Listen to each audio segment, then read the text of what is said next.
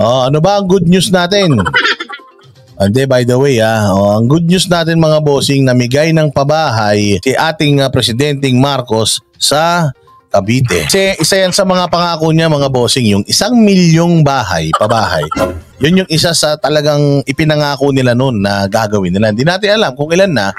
Oo, pero isa kasi yung pabahay na talagang nagustuhan ko sa proyekto ni Isko noon diyan sa Baseco. Tsaka yung condominium niya. Napakaganda nung kanyang tawag dito, housing program para sa mga mahihirap.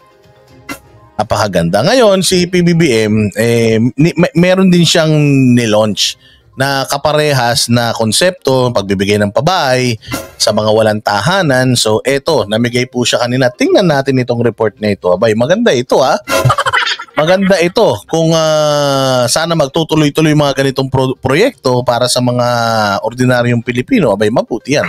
So tingnan natin. Sabi ko nga sa inyo magbabalita tayo ng maganda. Pagka may pangit, babatikusin natin. Pero tatry natin maghanap ng magaganda. Baka sakali ma-inspire naman tayong lahat nitong administrasyon na ito. Bongbong Marcos ang pamimigay ng pabahay sa mga apektado ng paglilinis sa Manila Bay. Bago niyan, ipinagmalaki niya ang lagay ng bansa sa mga foreign diplomat.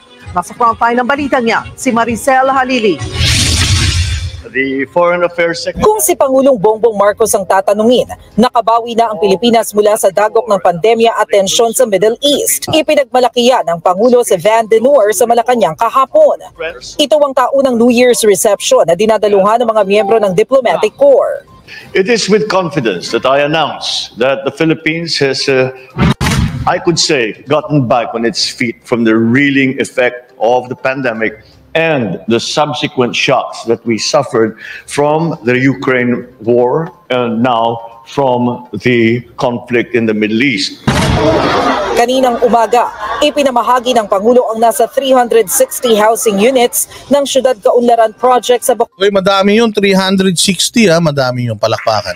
At least 300 na pamilya yung matatanggal mo sa lansangan. Maganda naman yan. Okay, bigay natin yan sa kanila, bigay natin yan Mahusay yan. Sana lang itong mga binigyan. Hoy, kayo mga inawardan nyo, wag nyong ibebenta yan Kasi ang gobyerno, laging inaano kayo.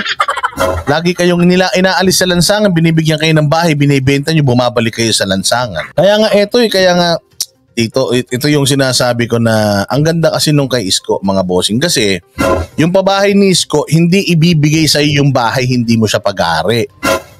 Kumbaga, bibigyan kanya ng slot or ng bahay dito sa magandang housing ko, magbabayad ka ng murang-mura, 2,500 isang buwan. 2,500 ang babayad mo isang buwan. Titira ka dito kahit gaano kahaba, magiging sayo ba to? Hindi. Kasi sa gobyerno to hindi to magiging sayo. Kapag kaya mo na yung sarili mong buhayin, pwede ka nang umalis. Ang kagandahan, yung hinulog mo simula unang taon hanggang sa 10 taon kang nakatira doon, yung value nun kung magkano mawi-withdraw mo. So parang pinatira ka niya dito ng libre, nakapag-ipon ka pa.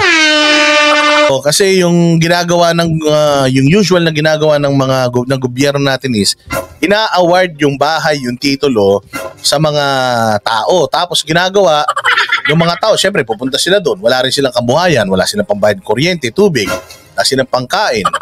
Wala naman trabaho doon. Katulad yan sa Maynila, tapos sa Cavite sila.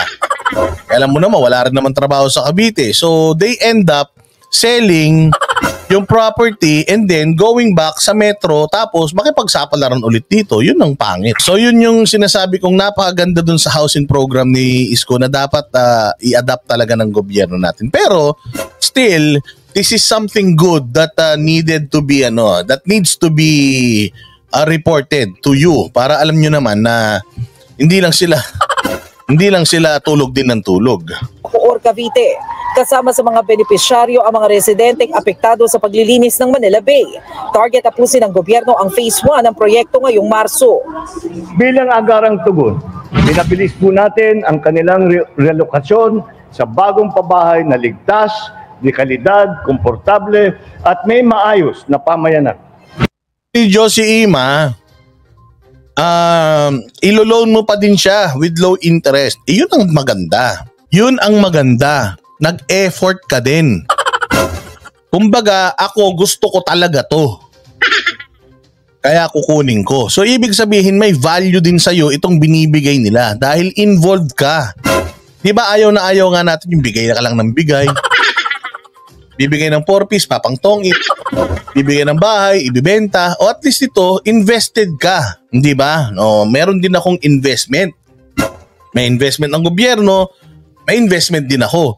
Therefore, pagpapahalagahan ko tong bahay na to, mas maganda yan sa akin. At least parehas tayong nag-invest. O, yun nga yung gusto, yun yata yung update na ginawa nila. Maganda yun. At least, yung mga tao, magkakaroon sila ng kahit papaano, mayroon tong sentimental value sa kanila.